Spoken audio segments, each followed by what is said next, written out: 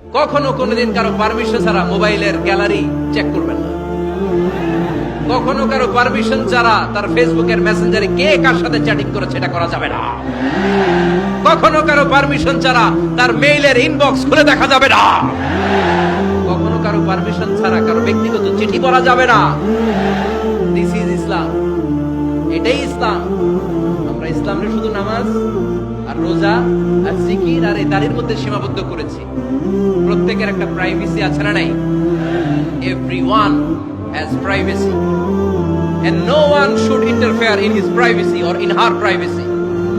প্রত্যেকের একটা প্রাইভেসি আছে না নাই? মানুষ ছোট হলেও তার একটা সম্মান আছে না নাই? এজন্য ছোট্ট বাচ্চাদেরকে কখনো প্যান্ট খুলতে বলবেন না। অনেকে বলে আরে ছোট মানুষ খোল খোল, আরে তুই খোল, এই খোল খোল খোল, তো আছে না নাই? ওরও প্রেস্টিজ আছে, ওরও সম্মান আছে। খবরদার, everyone has a personal space and no one should interfere someone's personal space. কারণ পার্সোনাল স্পেসে যেন আমরা নাক না গলাই। অনেকের বদ স্বভাব ফ্যামিলি ম্যাটার নিয়ে, প্রাইভেট ম্যাটার নিয়ে কথা বলে। ভাই কি চাকরি করে? সরকারি না বেসরকারি? সরকারি। বেতন কত? ওনার বেতন কত? এটা দিয়ে আপনার কি লাভ? ঠিক কিনা? মানুষ একটা দেখলি, ভাই বয়স কত, ভাই বেতন কত, ফার্স্ট ইমপ্রেশনে, ফার্স্ট যখন আপনি কারোর সাথে দেখা করবেন, বেতন কত, বয়স কত, এগুলো জিজ্ঞেস করা যাবে?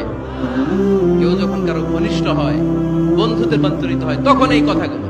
শুরুতেই প্রাইভেট ম্যাটার নিয়ে, পার্সোনাল ম্যাটার নিয়ে খোঁচাখুচি করা যাবে